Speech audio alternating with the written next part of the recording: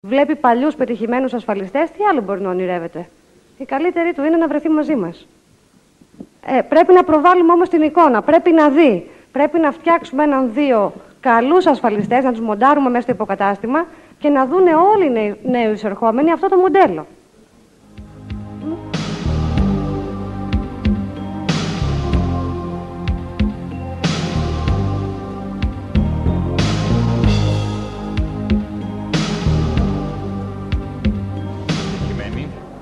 Κυρίες και κύριοι, σας καλωσορίζουμε στην εκδήλωση για την βράβευση των κορυφαίων τραπεζοασφαλιστικών συμβούλων της χώρας για το 1996 και του πρώτου κάθε εταιρείας, που γίνεται στα πλαίσια του Money Show 1997 με τη συνεργασία για πρώτη φορά του LIA, του Life Insurance Association της Αγγλίας. Είναι πραγματικά μεγάλη χαρά για μένα να βρίσκομαι απόψε κοντά σας ανάμεσα στους κορυφαίους εκπροσώπους της ασφαλιστικής αγοράς και να μοιραστώ μαζί σας αυτή την πραγματικά πολύ ενδιαφέρουσα και σημαντική βραδιά. Θέλω ακόμη να εκφράσω τις ευχαριστίες μου στις σχολές Μόραξ, το ασφαλιστικό μάρκετινγκ, το μάρκετινγκ υπηρεσιών και προσωπικά στον κύριο Φίλιππο Μωράκη για την τιμή που μου έκαναν να συμμετέχω στην οργάνωση και την παρουσίαση της απόψινής βραδιάς. Ειδικά για τη βράβευση των κορυφαίων τραπεζοασφαλιστικών συμβούλων της χώρας μας παρευρίσκονται σήμερα δύο εξέχουσες φυσιογνωμίες του ασφαλιστικού χώρου της Αγγλίας, εκπρόσωποι του LIA, Life Insurance Association, του Συλλόγου Ασφαλιστών της Αγγλίας, που αριθμεί 22.000 μέλη, διευθυντές γραφείων, χρηματοοικονομικούς συμβούλους και πράκτορες. Σας παρακαλώ να καλωσορίσουμε τον είναι αντιπρόεδρο και μέλλοντα πρόεδρο του LIA, κύριο Mike Clark, και τον μόνιμο διευθύνοντα σύμβουλο, κύριο Jeff Travis, με ένα ζεστό χειροκρότημα. Εμείς πηγαίνουμε και έχουμε όλες τις δαπάνες όταν πηγαίνουμε στο MDRT. Οπότε είναι κάτι που θέλει μεγάλη συζήτηση. Θέλω να προσθέσω ότι το MDRT είναι σύλλογος κορυφαίων ασφαλιστών. Είναι ο σύλλογός σας. Ακριβώς. Και θέλουν όσοι έρχονται στο συνέδριο να πληρώνουν οι ίδιοι τη συμμετοχή τους. Δεν θέλουν οι εταιρείες να το προσφέρουν ως ταξίδι αναγνώρισης. Το οποίο δεν είναι κακό. Τα ταξίδια που κάνουμε, τα αναγνώρισης, τα οποία ονομάζουμε εκπαιδευτικά, είναι πολύ καλά και γι' αυτό τρέχουμε. Τα δικαιούμαστε. Αλλά θα μπορούσε κάλλιστα η εταιρεία να βρει ένα συνδυασμό. Να βοηθήσει, αν ο ασφαλιστής βρει κάποιο στόχο, να του πληρώσει το στήριο στο MDRT. Διότι εκεί βαφτίζεσαι ασφαλιστής. Αυτή είναι η αλήθεια. Η όλη αλήθεια για το MDRT. Νομίζω ότι πέρασε η ώρα, κύριε Βασιλά. Σας ευχαριστούμε πάρα πολύ. Πίσω να πάμε να πάρουμε ένα ποτό. Και το Μάρτιο να τον απολαύσουμε. Στρατολογούσα ασφαλιστές και τους εκπαίδευσα. And then I appoint sales managers, assistant managers that recruit and sell. Και μετά οι ομαδάρχες μου και αυτοί έκαναν στρατολόγηση και πρόσληψη. And as a manager, as an agency manager, I get paid on their business. Και εγώ έπαιρνα προμήθεια από τη δουλειά που κάναν οι ασφαλιστές και οι ομαδάρχες. And the company announced that they're not going to pay the manager on my sales managers, my assistant managers. Και λοιπόν εκείνο το Γενάρη η εταιρεία ανακοίνωσε πως πλέον δεν θα παίρνει ο διευθυντής καταστήματος προμήθειες από τη δουλειά που φέρουν οι ομαδάρχες και οι ασφαλιστές. The agency or the manager? The manager. The manager will not get all the rights. On the assistant manager's business and their agents. Okay, δηλαδή ο unit και ο assistant θα έπαιρνε τις αμοιβές του διευθυντή καταστήματος και δεν θα ωφελεί ο διευθυντής του καταστήματος. Αυτή δεν είναι ανακοίνωση της εταιρείας. They explained to us that it's very expensive. Διότι το κόστος ήταν πολύ ψηλό. And not profitable for the company. Not profitable. Και δεν έφερνε κέρδος στην εταιρεία.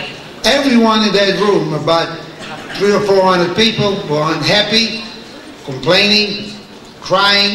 Όλοι σε αυτό το δωμάτιο, 300-400 άτομα, στενοχωρηθήκαμε, κάποιοι έκλαιγαν, κάποιοι παραπονιόντουσαν, ήταν όλοι, τους επηρέασε πολύ άσχημα. Now, over the years in the insurance business, I have threatened many times a separation.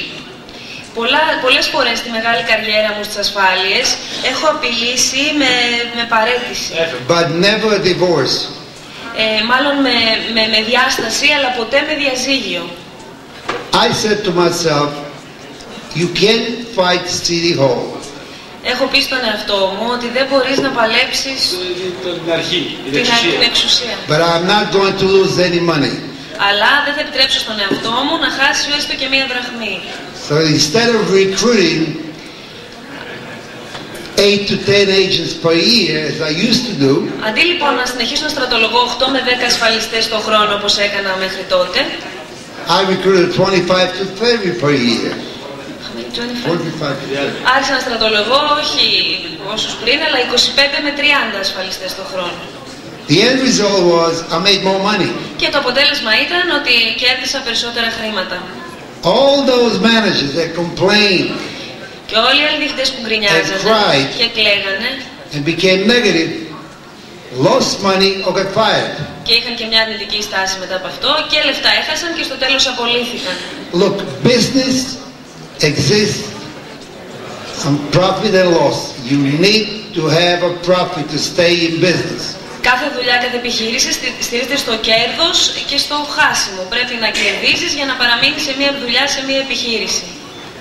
Να κάνω μια ερώτηση στον κύριο Ιβάνοφ. Πες του, γιατί η εταιρεία αφαίρεσε την αμοιβή του διευθυντή καταστήματος από τους unit και τους assistant?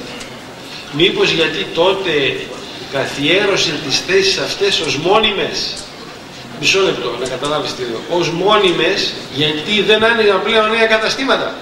Το κόστος και για να έχουν μεγάλα καταστήματα και να γίνει θέση καριέρας του unit ή του assistant με το δικό του γραφείο, με τη γραμματέα του, με δικές του αμοιβές, δηλαδή χώρισαν τις ομάδες. Και αν πεθάνει ή πάρει σύνταξη ο διευθυντής καταστήματος, παίρνει άλλο στη θέση του. Και τους ονόμασαν μάλιστα και συνεταίρους. Το δε διευθυντή καταστήματος τον ονόμασαν managing partner. Είναι αυτοί οι λόγοι ή είναι τίποτα άλλο? Και αν δούλεψε το σύστημα αυτό? That came a little later. First they said, when you promote the sales manager, he leaves to be a manager someplace else. All the agent stays with you and you're going to get paid on that business. Αυτό έγινε αργότερα. But while they're here, you don't get paid on it. The manager. Όσο υπάρχουν... προσέξτε, εκεί όταν ένας unit προαχθεί σε διευθυντή καταστήματος, δεν παίρνει μαζί του τους ασφαλιστές. Πάει αλλού σε ένα ήδη υπάρχον κατάστημα και το διευθύνει, το αναπτύσσει και οι ασφαλιστές του παραμένουν στο κατάστημα που ξεκίνησε. Άρα μπορεί ο διευθυντής καταστήματος να μην ωφελείτο από τις προμήθειες του unit του assistant, αλλά ωφελείτο στο τέλος όταν αυτός προήγεται και κράτησε τις ασφαλιστές του. But that created another problem. Αλλά αυτό δημιούργησε...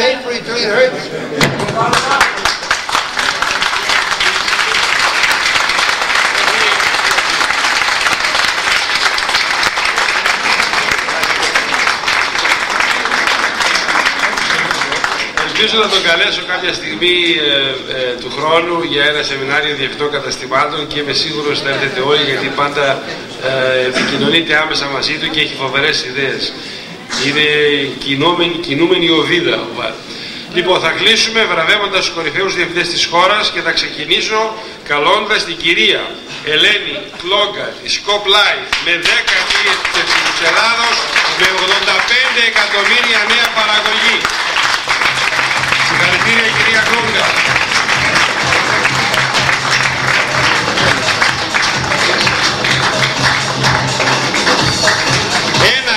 Έναντι διευθύντρια καταστήματος στην Ελλάδα, η κυρία Άννα Σαρίτης Τζενεράλη με 127 εκατομμύρια νέα παραγωγή.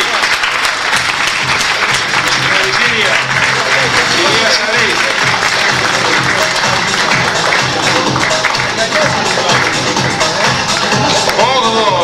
Όγδοος διευθυντής καταστήματος στη χώρα, ο κύριος Μιχάλης Δημοσθένης, Metrolife Εμπορική, με 135 εκατομμύρια νέα παραγωγή.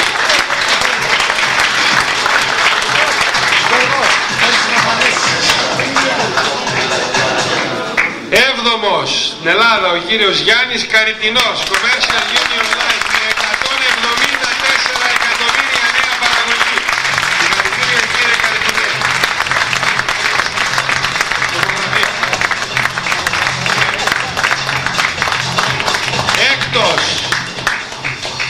Έκτος διευθυντής καταστήματος, η κυρία Φώτη Κατατζή της Άλικο. Συγχαρητήρια κυρία Κατατζή της Άλικο με 232 εκατομμύρια νέα παραγωγή. Όμιλος Αλιάντς, κύριος Ιωάννης Κοτσαρίνης, ένας αρχηγός.